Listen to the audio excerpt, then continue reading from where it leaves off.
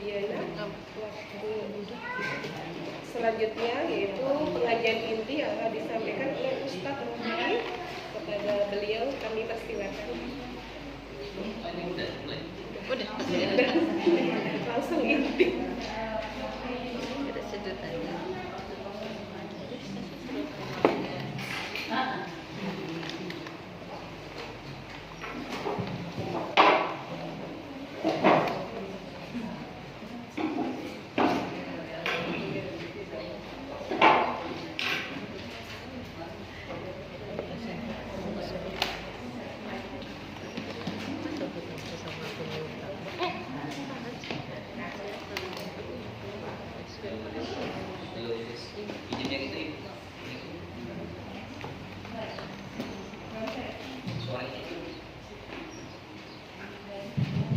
Lupis.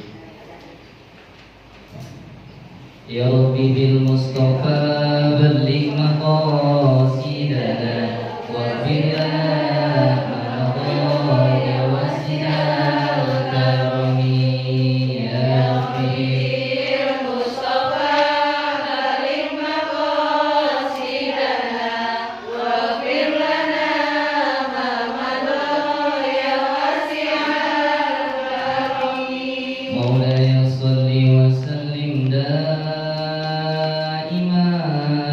abada ala habibika khairi khalqi kullihim ya Rabbi bil Mustafa balligh maqasidana wa fir lana ma madha ya wasi'al karami huwal habibul ladzi turja syafa'atuhu likulli hawli minal awwali muqtahimi ya Rabbi bil Mustafa balligh maqasidana waghfir lana ma madha ya wasi'al karami sama-sama ya Rabbi bil Mustafa balligh maqasidana waghfir lana ma madha ya wasi'al karami ya Rabbi bil Mustafa balligh maqasidana waghfir lana ma madha ya wasi'al karami ya Allah biha ya Allah biha ya Allah bi husnil khatimah ya Allah biha ya Allah biha ya Allah bi husnil khatimah ya Rabbi bil Mustafa balligh maqasidana waghfir lana ma madha ya wasi'al karami Allahumma salli wa sallim wa barik alaihi. Assalamualaikum warahmatullahi wabarakatuh. Waalaikumsalam warahmatullahi wabarakatuh. Alhamdulillah. Alhamdulillah wassalatu wassalamu ala Rasulillah Muhammad ibn Abdillah wa ala alihi wa sahbihi wa mawala la hawla wa la quwwata illa billah. Qala subhanaka la ilma lana illa ma 'allamtana innaka antal alimul hakim. Wa qala rabbi ishrah li sadri wa yassir li amri wahlul 'uqdatam min lisani yafqahu qawli. Rabbi zidni ilma warzuqni fahma bi rahmatika ya arhamar rahimin. Wa qala Nabi sallallahu alaihi wasallam aidan man kana yu'minu billahi wal yawmil akhir falyaqul khairan aw liyasmut. Wa qala fi kitabi ihfad lisana. Bismillahirrahmanirrahim.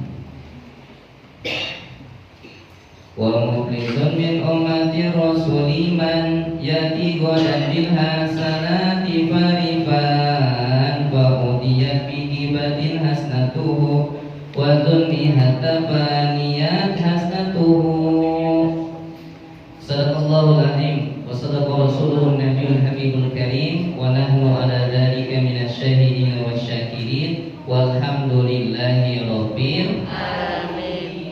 Ibu-ibu gimana kabarnya? Sehat semuanya? Alhamdulillah, luar biasa. Allah. Masya Allah, serasa lagi dari TPA. Iya. Tadi saya jam 4 kurang tuh udah nyampe sini, tapi kayaknya baru pada datang. Akhirnya tadi rada-rada pusing sedikit kepala, ke depan balik lagi, ngopi dulu. Lumayan habis 1 gelas, baru balik lagi.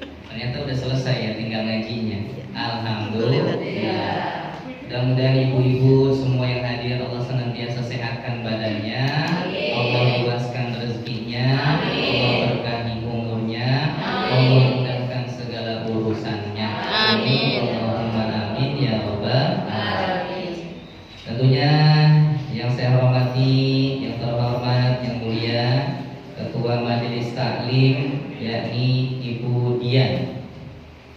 Alhamdulillah yang sudah menjadi wasilah, Ibu Diana yang sudah menjadi wasilah saya bisa hadir pada acara sore hari ini. Mudah-mudahan tentunya Ibu Diana senantiasa Allah mudahkan urusannya, Allah berkahi umurnya, Allah luaskan rezekinya. Mudah-mudahan dalam waktu dekat bisa berhaji dan berumroh bersama dengan saya dan keluarga besarnya. Amin ya Allah ya Rabbal. Sering banget saya ngedoain mudah-mudahan umroh. Alhamdulillah pada umroh semua. Tapi nggak bareng sama saya umrohnya. Tapi alhamdulillah jadi jadi Kemudian juga yang saya hormati tentunya ibu-ibu semua yang hadir di sini. Insya Allah hadirnya kita di sini senantiasa mendapat berkah, bernilai ibadah. Mudah-mudahan juga ini menjadi wasilah Allah jadikan kita anak-anak yang soleh dan solehah untuk kedua orang tua kita. Amin. Amin ya rabbal alamin. Bersyukur kepada Allah pada sore hari ini kita bisa berkumpul dalam rangka taklim yang judulnya sudah direncanakan, yakni menjaga hati, lisan, sama Jari. jempol gitu. Jari ya, jari di era media sosial. Mudah-mudahan sesuai dengan judulnya, sesuai dengan temanya, kita bisa menjaga hati, menjaga lisan dan jari-jari kita agar senantiasa terhindar dari sesuatu yang mendatangkan bahaya, yang mendatangkan dosa, dan justru insya Allah hati kita, lisan kita, jari-jari kita senantiasa mendatangkan pahala. Amin ya rabbal alamin. Salawat dan salam senantiasa tercurah limpahkan kepada junjungan kita yakni Habibana wa Nabiyana wa Maulana Muhammadin sallallahu alaihi wasallam, dan keluarganya dan para sahabatnya dan semua umatnya yang setia istiqomah mengikuti sunnah-sunnah Rasul sallallahu alaihi wasallam hingga akhir kiamat. Bu, Ibu, alhamdulillah. Berarti poinnya ada 3. Pertama hati, yang kedua lisan, yang ketiga Jari. Karena kalau di zaman Nabi itu yang dibahas dulu hanya lisan sama hati saja, karena memang belum ada media sosial. Tetapi sekarang banyak yang tersakiti bukan karena lisan, tetapi banyak orang tersakiti gara-gara apa? Gara-gara jari, khususnya Jempol. betul. Nah, maka ayo kita sambil menunggu waktu maghrib kita belajar bareng-bareng. Mudah-mudahan Allah berikan kekuatan kepada kita untuk terus menjaga hati, lisan dan jari jemari kita untuk tidak bermaksiat kepada Allah Subhanahu wa taala. Pertama hati.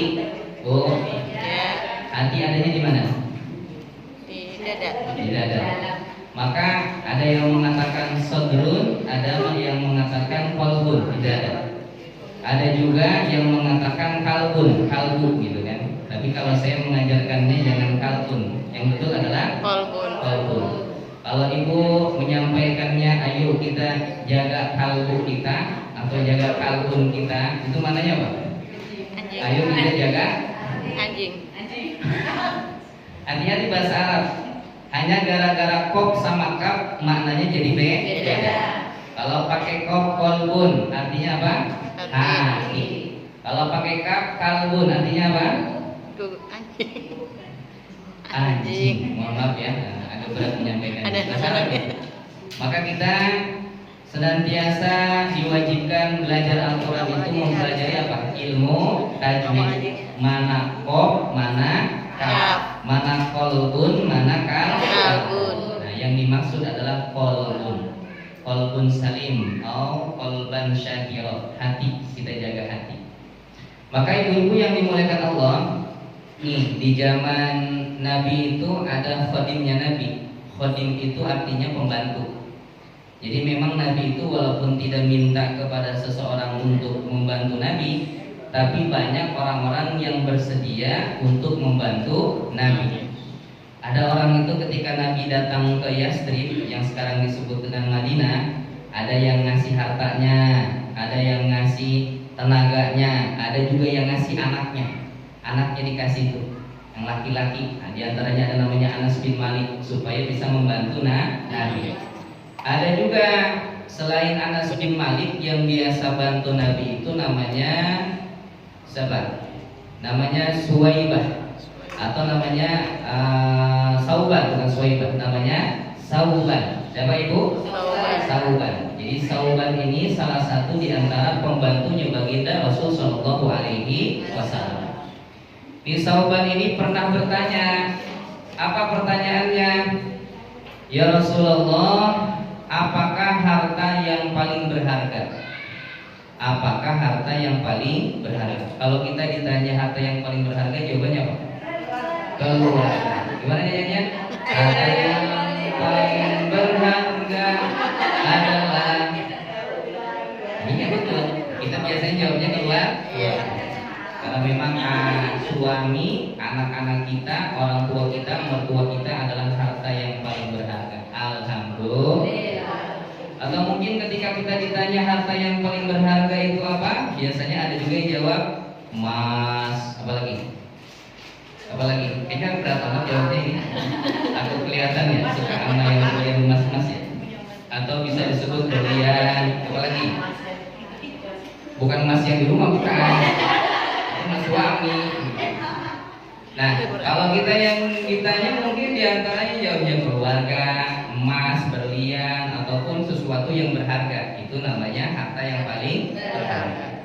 Tapi tidak dengan baginda Rasul Sallallahu Alaihi Wasallam. Ketika ditanya oleh Sauban, ya Rasulullah, terkait dengan harta yang paling berharga, Rasulullah SAW menjawab satu di antaranya apa? Qalban syakira, hati yang selalu bersyukur kepada Allah Subhanahu wa Ta'ala. Alhamdulillah.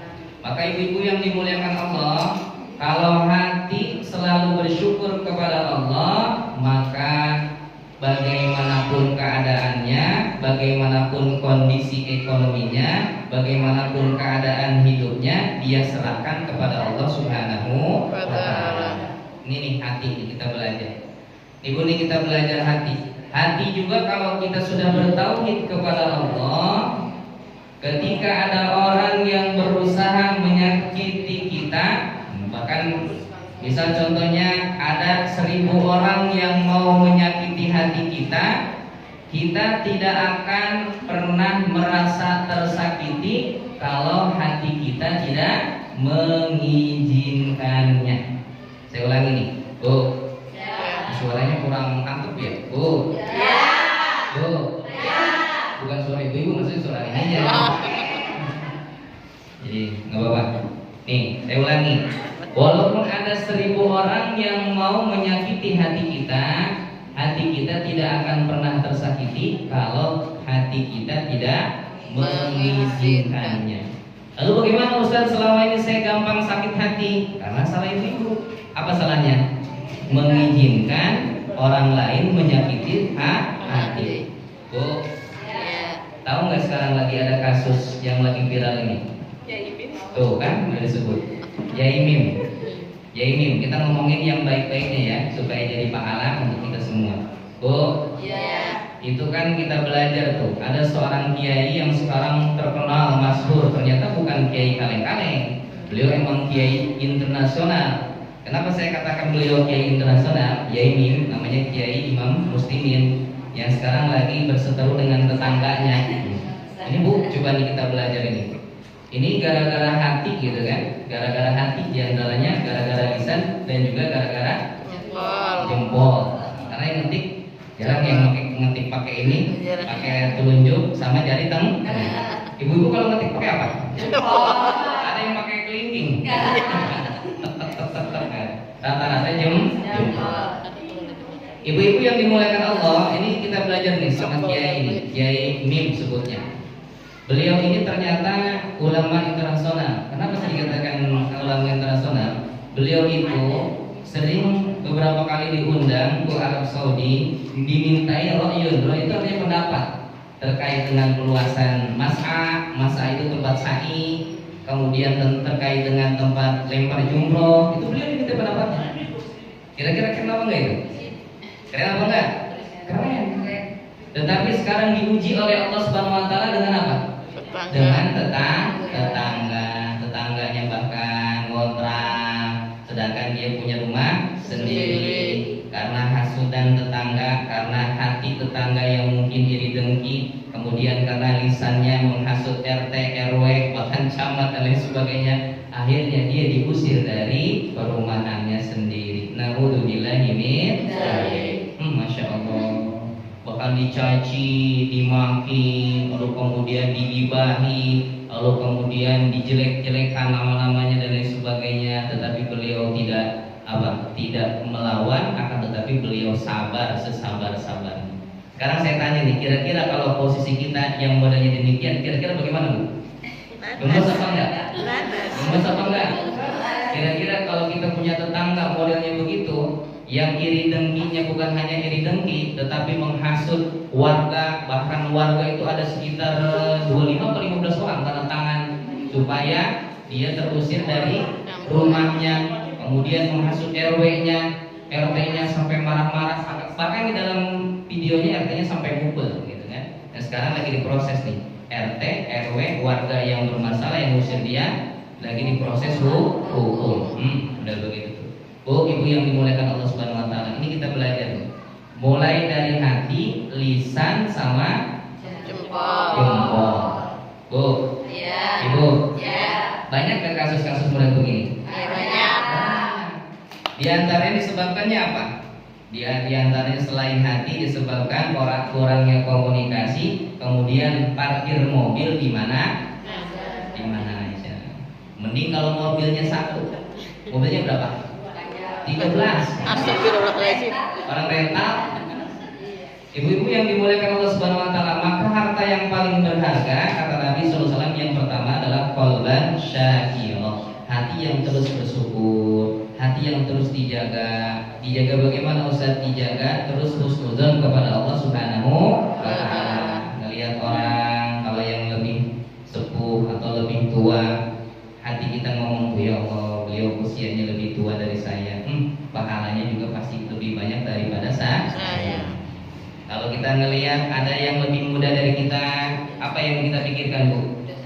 Alhamdulillah Allah, lebih muda, lebih cantik, kemudian dosanya juga lebih sedikit. Bukan sebalikannya. Dia melihat yang lebih tua, ini kayak dikit lagi mati nih. Dia melihat yang lebih muda, menor banget, skincare-nya paling digoceng gini. Apa yang dikatain? Oh, jagalah hati. Kalau dulu mah ada Agim tuh ada nyanyiannya. Gimana nyanyiannya? Kamu siapa? Sama-sama nih ya. Jagalah hati, jangan kau kotori. Jagalah hati, lentera hidup ini. Jagalah hati, jangan kau nodai. Jagalah hati, cahaya ilahi. Sama-sama.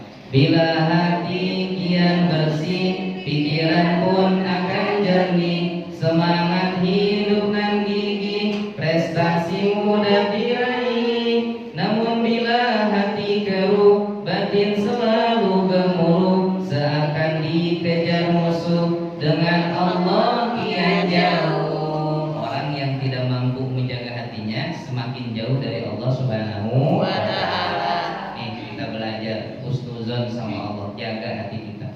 Maka kalau kita dalam hadis qudsi itu nih, kita sering dengar kalimatnya, kata Allah bagaimana dalam hadis qudsi? Ana inda zonni abdi bi. Saya tergantung prasangka hamba saya kepada saya. Kalau kita bisa contohnya yakin kita mampu menjaga hati, kita yakin kita akan sehat selalu, kita yakin dalam waktu dekat kita akan jadi sultan, jadi orang kaya, insya Allah akan jadi doa. Ini kan calon-calon sultan ini. Masya Ini Allah. calon-calon wali Allah ini. Calon-calon jadi wali. Walaupun enggak jadi wali Allah, jadi minimal jadi wali. Wali murid. Wali murid. Wali santri. Wali murid atau wali santri. Santri. Ustaz, bagaimana cara mengetahui hati kita itu baik atau tidak, hati kita itu bermasalah atau tidak? Kita yang tahu, Bu, bukan orang lain. Bu, Ya. nih kita ukur hati kita. Kalau kita melihat ada seseorang mendapatkan nikmat, kemudian kita senang, ikut bahagia, berarti alhamdulillah hati kita baik-baik saja. Kalau kita melihat ada orang yang sedang diuji oleh Allah dengan sakit, ada orang yang diuji oleh Allah dengan misal ekonomi, ada orang yang diuji oleh Allah Subhanahu wa taala misal dengan apa? Dengan tetangga dan lain sebagainya. Kemudian kita ikut sedih, berarti hati kita baik-baik saja. Tetapi sebalikannya, tapi kalau seandainya kita melihat orang lain yang sedang dapat nikmat dari Allah, orang lain sedang senang, lalu kemudian kita jadi sedih, atau ketika ada orang lain sedih kita jadi senang, berarti ada masalah dengan hati kita. Atau biasa saya menyingkatnya dengan kalimat apa? SMS. Apa Bu? SMS. Apa itu SMS? Senang melihat orang lain susah, susah melihat orang lain senang. Ini rumus nih. Berarti ada masalah dengan hati. Saya ulangi.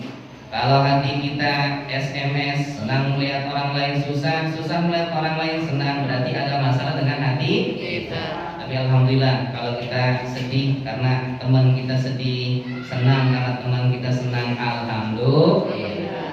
Maka ada kalimat, apa kalimatnya? Sodikuka man abkaka la man adhakaka.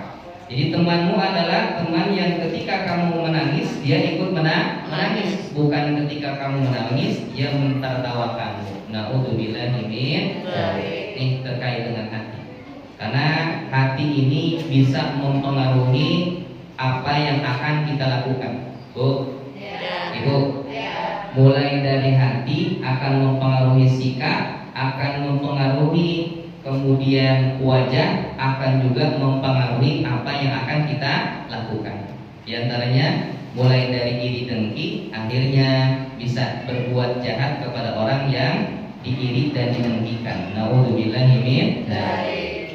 Maka Nabi SAW menyampaikan terkait dengan orang yang didengki ini. Orang kalau dia hasud, kalau dia dengki, itu diibaratkan dalam hadis Nabi SAW seperti kayu bakar yang dimakan oleh api.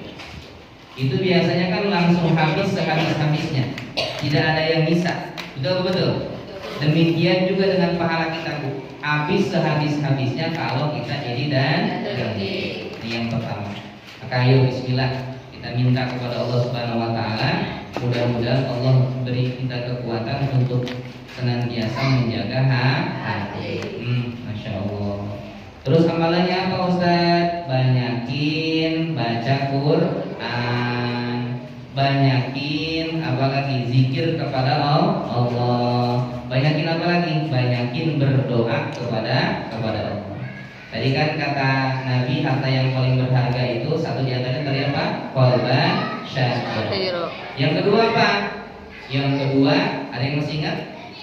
Yang kedua lisanan dzakira, lisan yang terus berzikir kepada Allah Subhanahu wa taala. Ini ternyata harta yang paling berharga. Masih ada kaitannya dengan menjaga lisan, Bu, Ibu. Ada kitab nih, guru saya menciptakan kitab atau mengarang kitab sampai ada gambar lisannya, betul? Kelihatan nggak? Iya. Kemudian di lisannya ada apanya? Ada selerek ya, namanya ya? Ada sleting. Ada sletingnya. Intinya apa? Intinya kita itu jangan banyak bicara. Ini ada sletingnya. Atau inti daripada sletingnya ini, kalau kita mau ngomonglah yang baik. Kalau tidak lebih baik diam. Bahkan di dalam kitab ini, ibu-ibu yang dimuliakan Allah Subhanahu wa taala, bagi orang yang tidak mampu menjaga lisannya itu, atau misalnya contohnya dia membicarakan kejelekan orang lain, ternyata dosanya lebih besar daripada zina. Na'udzubillahi min dzalik. Sekarang saya tanya, kalau kita mendengar berita nih ada seseorang yang berzina, hina apa enggak? Hina apa enggak? Hina. Mungkin yang hina itu bukan hanya pelakunya, jadi ngerembet ke orang tua dan saudara-saudaranya. Betul betul. Iya. Tapi ternyata dosanya lebih besar ghibah daripada zina. Dan kita baca hadis. Ibu-ibu yang dimuliakan Allah, jadi di dalam hadis Rasulullah SAW meriwayatkan, kalau ada orang ibu, dia berzina, itu ketika dia meminta ampun kepada Allah Subhanahu wa taala, dia bertaubat, itu diampuni oleh Allah Subhanahu wa taala. Tetapi tidak bagi orang yang tidak mampu menjaga lisannya karena dia ghibah. Lalu bagaimana supaya dia mendapatkan ampunan dari Allah Subhanahu wa taala? Tidak bisa secara langsung. Orang yang ghibah, orang yang membicarakan kejelekan orang lain, dia harus minta maaf dulu sama orang yang dighibahi. Tuh sampai segitunya. Maka diterangkan dosa zina lebih besar, dosa ghibah lebih besar daripada zina. Na'udzubillahi min dzalik. Lalu bagaimana kalau ada orang yang tidak mampu menjaga lisannya, lalu kemudian selain dia ghibah, kemudian juga dia mengambil hak orang lain, kemudian juga dia zalim kepada orang lain, bukan hanya zalim karena lisannya, tetapi jari jemarinya juga. Kalau update status ngomongin orang jelas banget, dantang banget kalau kata Mas Betawi, mengarahnya ke siapa? Kadang-kadang kan kalau status itu namanya nggak disebut Bu ya. Tapi ketika ada masalah pada waktu itu dan pelakunya siapa, itu kan jadi ketahuan banget yang dimaksud itu siapa. Maka bagaimana Bu? Diterangkan di dalam kitab ini. Nih, sampai sahabat Nabi itu ngetes dulu, nanya dulu sama sahabat. Pertanyaannya begini, kata Nabi dalam hadis ini. Kepada ini kan kita lagi sama seperti begini. Nabi lagi kumpul sama sahabat. Nanya tuh Nabi sama sahabat, "Atadruna mal muflis?" Ini hadis sahih. Wahai para sahabat, tahu nggak kamu sekalian orang-orang yang muflis? Muflis itu kalau bahasa Arab orang-orang yang bangkrut, atau kalau di dalam bahasa pesantren orang-orang yang tidak punya. Ini apa ini? Ini apa? Duit. Di jari. Oh ini apa Bu? Jari. Ini uang. Muflis itu adalah orang yang bangkrut yang tidak punya.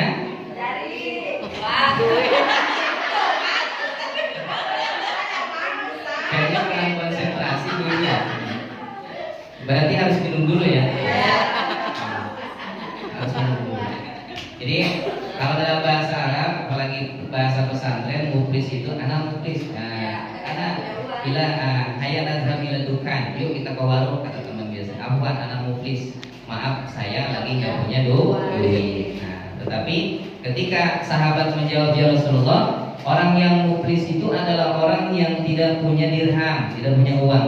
Orang yang muflis itu adalah orang yang tidak punya harta, kata sahabat. Lah, bukan, kata Rasulullah. Jadi orang yang muflis, orang yang bangkrut itu kata Rasulullah, orang yang kelak datang pada hari kiamat. Ntar kita kan datang nih pada hari kiamat nih, bodong-bodong gitu kan, ngumpul bareng gitu kan, masya Allah. Nggak ada yang usianya di atas 35, semuanya usianya berapa? Antara 32 sama 33, 30 sampai 33 tahun usianya. Berarti kira-kira kita muda apa tua itu? Muda. Alhamdulillah. Lalu kemudian ketika datang dengan pahala ngaji, dengan pahala puasa, datang dengan pahala zakatnya, dengan pahala sholatnya, dengan pahala umrohnya. Itu kata Nabi SAW, orang yang muflis itu, orang yang bangkrut itu, ketika dia datang dengan berbagai macam pahalanya yang begitu banyak, lalu kemudian pahalanya pindah. Otomatis pindah kepada siapa? Kepada orang yang dibicarakan kejelekannya atau yang digibahinya. Na'udzubillahi min dzalik. Kemudian dalam riwayat tersebut sahabat bertanya lagi, "Ya Rasulullah, Bagaimana kalau seandainya saking seringnya dia ngegibah, jadi ngegibah itu jadi kebutuhan sehari-hari, kayaknya ada yang kurang kalau ngegibah itu. Di bahasa kita itu kan, tapi pertanyaan kepada Rasulullah, bagaimana kalau seandainya dia pahalanya sudah habis? Bu, ibu, ibu, jadi pada nunduk semua ini. Ini kemana seperti ini apa gara-gara ini terlalu panas ini? Atau kakinya yang panas? Bu, orang itu kan banyak ketika datang pada hari kiamat banyak membawa pahala. Ini kan kita ngaji pahalanya besar ini. Apalagi Budiana. Kenapa saya katakan Budiana? Karena dia mengundang semua yang ada di wilayah perumahan Geraha Cikarang, khususnya di musola Miftahul Jannah. Ini ibu-ibu dapat pahala, yang mengundang juga dapat pahala. Ibu-ibu makanya biasain kalau ngaji itu ngajak-ngajak. Bu, ibu, kalau ngaji ngajak. Saya tanya nih, hari ini ngajak nggak? Alhamdulillah. Ustaz, saya ngajak sama dia, ngajak sama teman saya suruh ngaji yuk. Dia bilang sakit pinggang. Ada lagi ngajak ngaji yuk, enggak, lagi M gitu. Nggak tahu M itu apa, malas atau apa. Ada lagi yang diajak ngaji yuk, ntar aja dah ngajinya, agak tuan dikit gitu. Kemudian pas giliran diajak ke bakso yuk gitu. Hadir. Ayo gas Hadir. diajak ke bakso mau, diajak ngaji enggak? Tapi beruntung ibu-ibu yang sekarang closing nih, dapat temen yang mau ngaji. Bu, pahalanya besar banget. Alhamdulillah. Kata Nabi, barang siapa yang mengajak kebaikan, kemudian orang yang diajak itu dia melakukan kebaikan tersebut dan dapat pahala, kita pun yang mengajaknya dapat pahala dari orang yang kita ajak. Alhamdulillah. Sahabat tanya lagi, ya Rasulullah, bagaimana kalau seandainya orang tersebut pahalanya sudah habis karena saking banyak ngegibah? Ini mah sampai semuanya digibahi. Pokoknya mah yang gak hadir itu digibahi. Biasa kan yang gibahin yang mana? Yang gak hadir. Yang gak hadir. Kata Rasulullah, ketika dia pahalanya sudah habis, maka dosa orang yang digibahi atau dosa orang yang dizolimi dipindahkan kepada dia, lalu kemudian dia dimasukkan ke dalam neraka. Nauzubillah min dzalik. Nih kita baca dalilnya di dalam ayat ini dan sudah dibentuk dalam bentuk nazar. Ibu-ibu yang mau boleh, gitu kan, kitabnya boleh beli masing-masing gitu maksudnya. Nah ini ada keterangannya. Bismillahirrahmanirrahim. Wa mukhlisun min ummati rasuliman yati godan bil hasanati farifan fa utiyat bi batin hasnatuhu wa zulmi hatta faniyat hasnatuhu. Orang yang bangkrut, orang yang mempunyai pahala amal-amal yang dijalani tetapi pahalanya habis karena untuk mengganti gibahnya dan lainnya. Naudzubillah min. Saya ulangi lagi ya, biar merasuk dalam hati. Bismillahirrahmanirrahim. Wa mukhlisun min ummati rasuliman yati godan bil hasanati farifan fa utiyat bi gibatin hasnatuhu wa zulmi hatta faniyat hasnatuhu. Orang yang bangkrut, orang yang mempunyai pahala amal-amal yang dijalani tetapi pahalanya habis karena untuk mengganti gibahnya dan lainnya. Naudzubillah min. Ustaz, selain gibah yang menyebabkan pahala kita itu pindah apa? Zolim sama orang. Bu, jangan zolim sama orang. Jangan jahat sama orang. Yang jahat sama orang itu bisa mengurangi pahala, pahalanya pindah sama yang dijahatinya. Naudzubillah min. Sekarang kira-kira Bu, ada orang yang lagi semangatnya ngaji karena ketidakmampuannya seseorang menjaga lisan, tiba-tiba dia ngomong nih keceplosan, Bu, tumben ngaji Bu. Kira-kira hati gak sakitnya digituin? Sakit. Kira-kira berikutnya ngaji lagi apa enggak? Aja. Mikir-mikir. Ada yang begitu. Saya korbannya Ustaz. Saya lagi semangat ngaji dibilang tumben semenjak itu saya nggak mau ngaji lagi. Ibu-ibu yang dimuliakan Allah Subhanahu Wa Taala, jadi jangan jahat sama orang. Ya Allah, bisa jadi ada orang yang semangat, jadi contohnya panitia PHBI. Ada orang yang semangat jadi panitia Jumber Jumat Berkah. Ada orang yang sedang semangat jadi panitia PKK. Ada orang yang sedang semangat, bisa contohnya gotong royong, bapak-bapaknya bersih-bersih, kitanya yang nyiapin kopi teh manisnya, kemudian kita yang nyiapin makan siangnya. Tiba-tiba kita salah ucap, akhirnya yang semangat jadi down sedon-donnya gara-gara ucapan kita, gara-gara kita tidak mampu menjaga lisan. Bu, Ibu, lisan kita bisa membuat orang lain jadi jatuh sejatuh-jatuhnya, sakit sesakit-sakitnya, dan lisan kita bisa membuat orang semangat sesemangat-semangatnya, bahkan bisa menjadi orang yang lebih baik lagi. Gara-gara apa? Lisan. Nih, kita belajar sama sahabat Nabi namanya Abu Zar. Siapa? Abu Zar atau Abizar, sama aja. Kalau Abu berarti ropa, Abi berarti nasab. Abu Zar ini pernah berpesan kepada anaknya. Ini pesan ini boleh kita sampaikan kepada anak kita.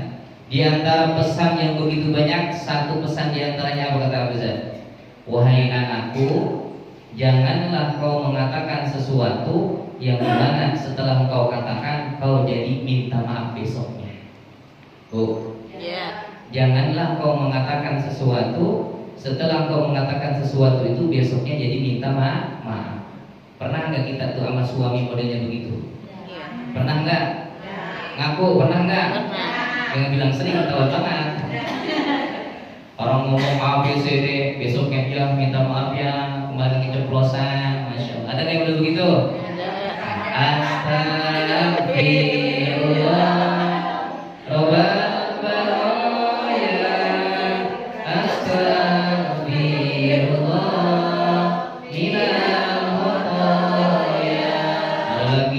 habis pulang kondangan, itu banyak nih orang habis pulang kondangan jadi bukan dapat pahala, dapat dosa. Ada kan nih model-model begini? Habis pulang kondangan kan cerita tuh, kondangan kemarin saya mau kebagian. Kayaknya salah perhitungan tuh yang punya hajat. Tahu begitu uploadnya saya kurangi di sini. Kira-kira model begitu pahala apa dosa? Dosa. Ada lagi yang kebagian, datang lagi tuh yang kebagian lagi baik. Ibu masih mending kebagian, alhamdulillah saya kebagian tapi rasanya ya Allah. Emang kenapa kata enak pisan? Gua ngomongin makanan, udah mencela makanan, mencela sama yang punya hajat. Kira-kira yang model begitu dosa atau enggak? Dosa. Banyak gak kasus-kasus model begitu? Banyak. Ketika kondangan bukan berpahala, akan tetapi jadi dapat dosa. Ada gak kira-kira pelakunya di sini?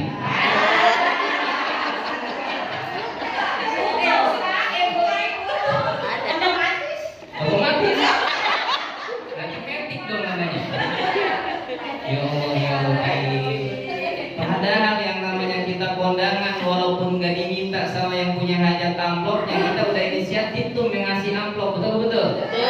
Yang jelas bukan amplopnya doang, ada isinya, betul? Itu kan kita harusnya dapat pahala, betul? Tapi banyak yang dapat dosa gara-gara ketidakmampuannya menjaga lisan. Kasusnya kondangan. Bu, Ibu, ada lagi kondangan di gedung, enggak pakai kursi,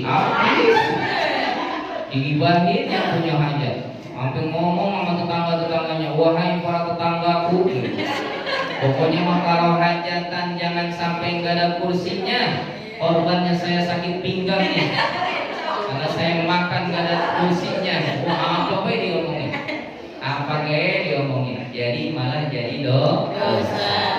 Maka ibu-ibu yang dimuliakan Allah Subhanahu Wa Taala harus banyak-banyak istighfar, banyak-banyak zikir. Maka kata Nabi, harta yang paling berharga yang kedua apa? Lisan lisan yang terus berzikir kepada Allah Subhanahu Wa Taala. Maka kita diajarin tuh, kalau kita dapat nikmat, bilangnya apa? Alhamdulillah. Kalau kita dapat musibah atau ujian bilangnya apa? Innalillah. Kalau kita melihat sesuatu yang mengagumkan bilangnya apa? Masya Allah. Kalau kita melihat sesuatu yang tidak mengenakan, mengucapnya apa? Subhanallah. Hati-hati jangan ketuker. Kadang-kadang melihat yang indah-indah bilangnya Subhanallah. kalau melihat yang jelek-jelek bilangnya jangan pulang. Apa? Kebalik. Kita ulangi. Kalau kita dikasih nikmat bilangnya apa? Alhamdulillah. Kalau kita dikasih ujian bilangnya apa? Innalillah. Bagusnya lengkap. Innalillahi wa inna ilaihi raji'un. Ini kita ngaji udah paham. Ini kadang-kadang ada teman kita di grup, ketika teman kita yang lainnya diuji dengan sakit, kita bilang innalillahi wa inna ilaihi raji'un, itu dimarah-marahin. Iya. Orang tak mah, orang lagi sakit dibilang innalillahi wa inna ilaihi raji'un. Berarti teman kita belum Ngaji. Padahal emang perintahnya kalau ada orang diuji sama Allah, kita sebagai teman yang baik bilangnya apa? Innalillahi wa inna ilaihi raji'un. Ini kita malah dimarahin. Teknisnya nggak tepat. Bukan nggak tepat, karena nggak paham.